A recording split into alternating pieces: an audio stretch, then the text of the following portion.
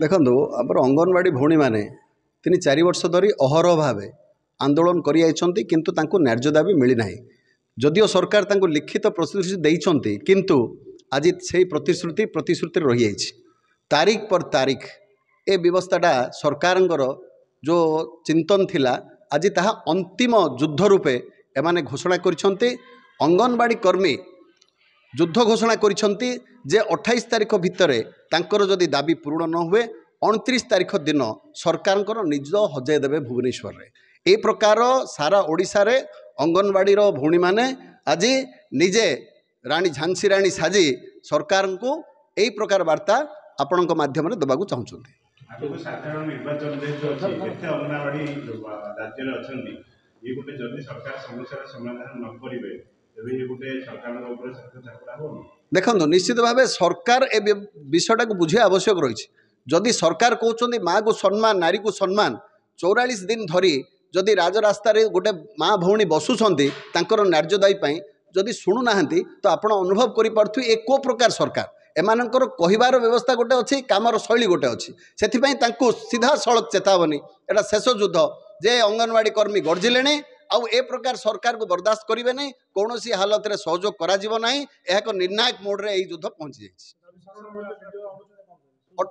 28 तारीख भितर जदि दाबी पूर्ण न हो 29 तारीख दिन भुवनेश्वर रे राजरास्ता रे ए लड़ाई हम आप देखा पाए। देखो सुशासन बोली मुझे कहले आप माँ को सम्मान सुशासन जो व्यवस्था कराई को प्रकार सुशासन होची आप अनुभव करें।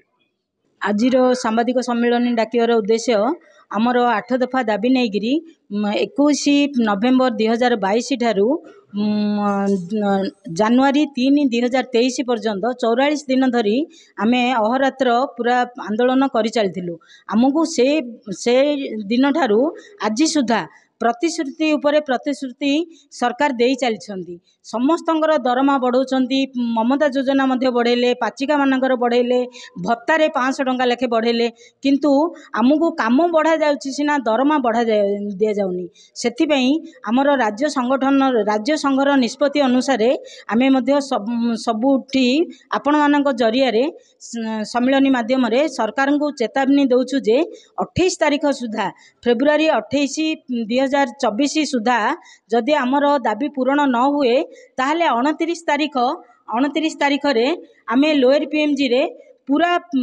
जेते दिन पर्यंत सरकार आमर दाबी पूरण करना सेते दिन पर्यंत आमे आंदोलन को ओह्लाइबु।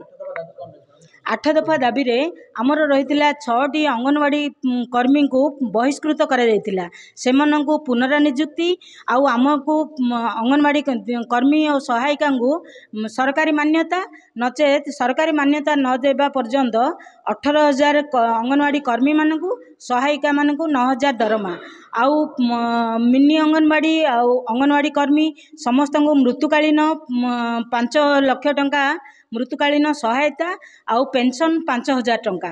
कार्यकारी अवस्था मृत्युवरण कले अंगनवाड़ी कर्मचारी मानकु मृत्युकालीन सहायता 5 लाख आउ ता सहित परिवार जनकु चाकरी गाँ कल्याण समिति अंगनवाड़ी कर्मी को बाद दबा नूतन शिक्षा नीति अनुसार योग्यता आधार रे बयस सीमा वरिष्ठ समस्त अंगनवाड़ी कर्मचारी को प्राइमरी शिक्षयित्री योग्य मान्यता दि जाऊ।